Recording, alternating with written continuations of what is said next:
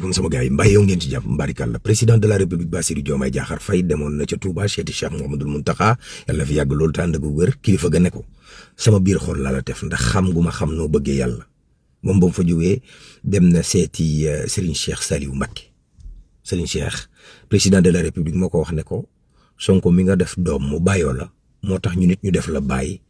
ndax Sonko mooy ñun mooy Sonko mooy Diomaye ja dox foofu.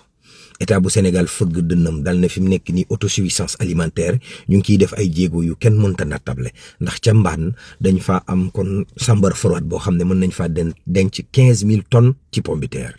waaw muy lu dëggu nag waaye terewut ñiy jëndi soble ak di ko bay ci réew mi ñoom jaaxle la ñu taxawee fi mu nekk nii ndax soble si ñu ne dañ koy waaj a importer muy dugg si ci biir réew mi mën na leen a indil ay gàllankoor. terewut loolu limaani jëwriñ di Ousmane Sonko ne dana dem Koupentoum kon def fa financement wu lu war a tolloog 1000 projets yoo xam ne rek ay ndawi réew mi ko yor walay ndeysaan Birame Souleye ak maître Youm seen coowoo ga métti na lool ndax kii nee na ko maître Youm nee na ko bul ma tax a wax Birame ci loi d'amnistie bi Birame ne ko loo mënti wax it du doon dëgg.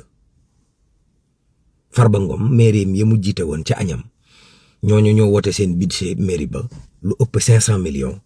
te coow jibut bal takkut foofoon ne nooy la def maire bi jiite Dionewar dañ ko jàpp ndax dañ ko tuumal ne ko 241 xale yi yeggoon ci gaalu loo ca ga doon dem bañ leen jàppee moom dafa doon jéem a ger alkaati 2 millions ak yeneeni révélation rek walay ndeysaan kon Sénégal léegi ku amati vie privée boo ko làqulit da nga ko xëy rek dégg ko ca TikTok ba ndax fa la ñuy lang di yàqanteeg di waxante yu bon état bu Sénégal yokk nañ sàngara yokk nañ cigarette taxi yi bokk gën nañ ko dëgëral ngir dissuader ñi koy def mënees na ko wax